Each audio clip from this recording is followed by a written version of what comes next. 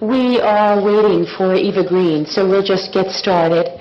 And when she arrives, she will just join the conversation. We are happy to see you all. Thank you for joining this session.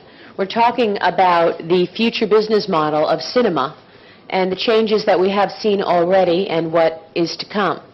Joining me up on stage here is Lisa Elzy, Executive Vice President of Motion Picture Production of Lionsgate Entertainment, along with Mike Simpson, Executive Vice President of William Morris Endeavor, Timur Bekmambetov, Film Director, Producer, Bazelevs Production Studio, along with Elizabeth Casas, Marketing Consultant. Let's talk about the future of the business and where we are right now. First off, given the economic slowdown that we've seen around the world, what can you tell us about the business today? How is cinema doing, Lisa? Well, I think that you have to put that on. Oh, sorry. Hold on. Do I keep holding it on? Okay. I think what's interesting is that right now we have this new technology, 3D, and Avatar has been an explosion and has created a new historical box office success. And so a lot of the things that we're talking about is how to use 3D in a way that's new and exciting and different and a reason to go to the movie theater.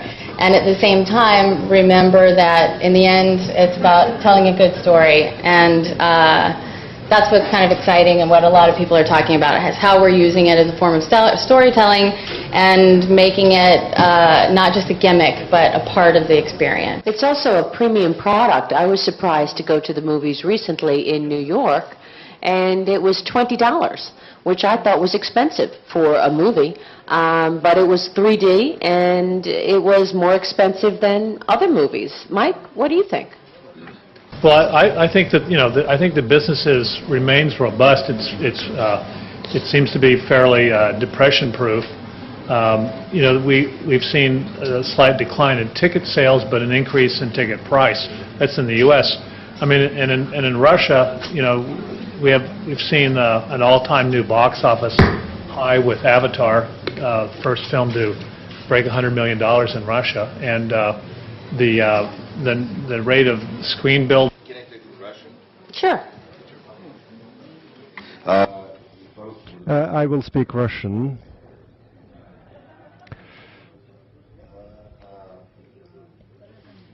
It seems to me that our company, as well, we suffered most from the above-mentioned experiment of distinguished director Cameron, and we launched at the same time, and it was like one-on-one battle.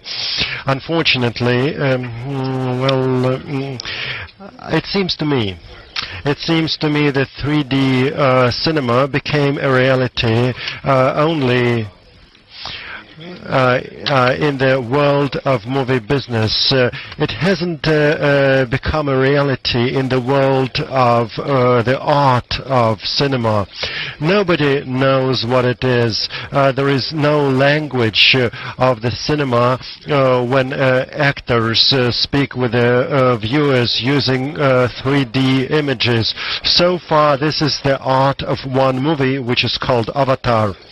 And now in Moscow, we in July will start having the first American movie which is going to be launched in Russia, 3D technology. Bazelevs is producing this movie.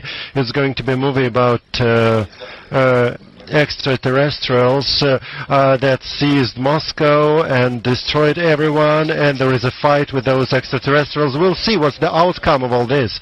But sincerely, as a director, I would like to tell you that there is no cinema language of this kind. This is a unique situation when it's being created. We all have a chance to invent this new cinema language.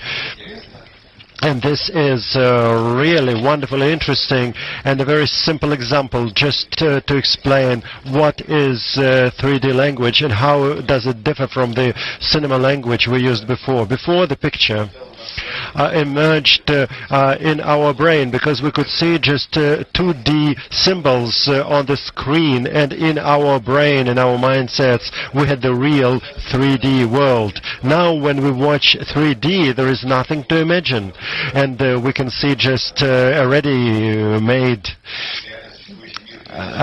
reality in front of us, and we find ourselves in the world of illusions.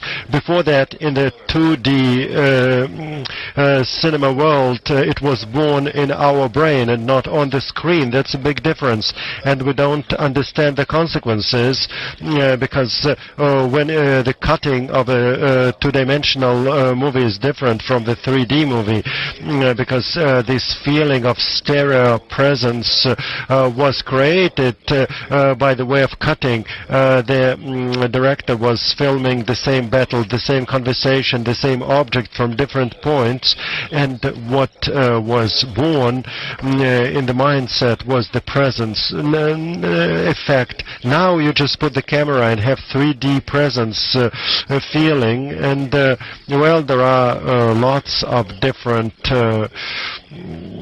things that nobody hasn't experienced yet, and I believe that this is something for the next generation of movie makers.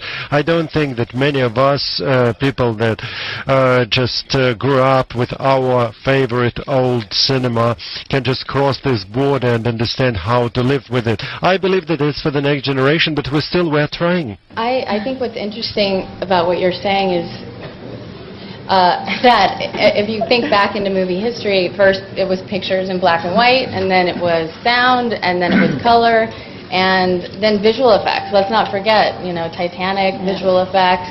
That was exciting. Look at how far that's come. I mean, just remember the sound from Jurassic Park and how exciting that was. I mean, we are in baby steps with 3D, and as Timur says, we don't know where it's going. We have so much to learn. I agree, and I think the key thing with any kind of technological development is that the story's got to stand its own ground, and Avatar would not have made all the money that it did had the story not been a very big story, a Star Wars-esque epic tale of good versus evil. And I think that's going to be the real difference with all these technological opportunities, is at the heart of it, is there a good story that people want to go and hear about? But as a marketer, Elizabeth, do you approach business differently as it relates to 3D versus traditional film? I think there are 2 points that are important to make. The first one is, I think digital generally is offering marketing and marketeers in film masses of opportunities. I think film is actually a massive tipping point. There's never been more things you can do to get movies out there, to see films in different ways, and so whether it's web advertising, virals, grassroots, I think digital is a hugely important part of the marketing program, and we need to take it a lot more seriously. Most distributors will probably spend about 10% on digital marketing, and that needs to increase. In terms of how you market a 3D film, well, I worked on the beginning part of Avatar when I was at Fox, and the big questions we were asking ourselves were, should the marketing all be in 3D? Should we have 3D ads? Should the posters be 3D? Should all your experiences you have in marketing before you go see the film be in 3D? And I think that's really the end goal, is you've got to convey an experience before the film comes out through marketing that absolutely reflects what you're going to see inside the theatre. So of course it does. But I think what's happening is people are thinking putting a 3D badge on a film poster is going to be enough, and it's not. But Mike, doesn't that change the economics in terms of the expense side of the business? How has 3D transformed the economics of the industry? Well, there's it's in several ways. In the most obvious way is that the average ticket price is increased, probably less so in the U.S. than it is in Russia and in Europe. In the U.S., you'll find a $1 or $2 increase in ticket price. Ticket prices vary all across the country depending on where you are. It could be $8 in one city, could be $16 in another, but wherever it is, the 3D ticket will be more expensive.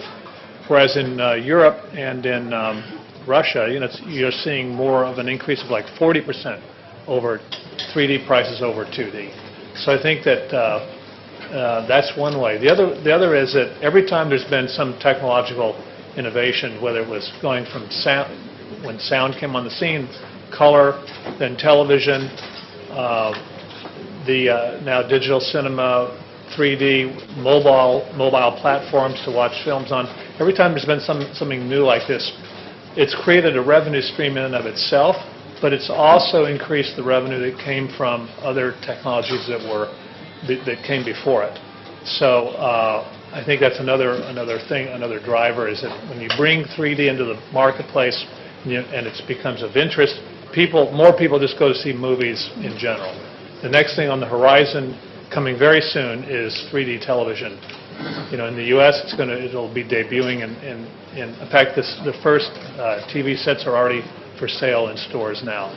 And I think that when that starts to be more pervasive, there's going to be a demand for more 3D product. You're going to see video games. It's going to be a big driver for 3D television. Studios will start converting libraries that they already have of old films. And so all this is going to add to the pie. So do you need new partnerships then to be created as a result of that? I mean, you need to get on the same page of the video game makers and the TV producers, as well as the content creators, right? Yeah, you need some partnerships in place? I think that I don't know that you need to create them per se. They happen for their own reasons. It's certainly between the manufacturers of 3D television and these various software platforms. Yes, those kind of partnerships are happening. I mean, for example, Sony TV and the Sony Blu-ray player is being bundled with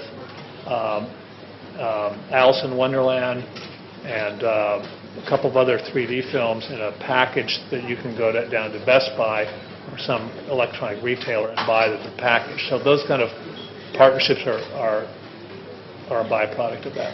But I think all of this is putting huge pressure on cinemas and the industry to offer something more, because I personally believe the role of cinema is hugely important in daily lives of people who are living very much fragmented lives through virtual, Facebook, this, that and the other, and families aren't together, friends aren't together, and I think the cinema is still able to pull people together. And I think with the advent of 3D TV, I think that the cinema world has got to start thinking about what they're going to offer above and beyond just the cinema experience. I mean, we're looking at, we were talking about digital earlier, and digital now is offering cinema goers more content than they ever could get before, whether it's seeing a live concert from a New York opera house or a football match, or even just going and watching a Big Brother final. And the premium charged for those experiences are within $20 to $40 a session, and I think that's incredible for cinema, because it's taking things beyond where we are with just feature films.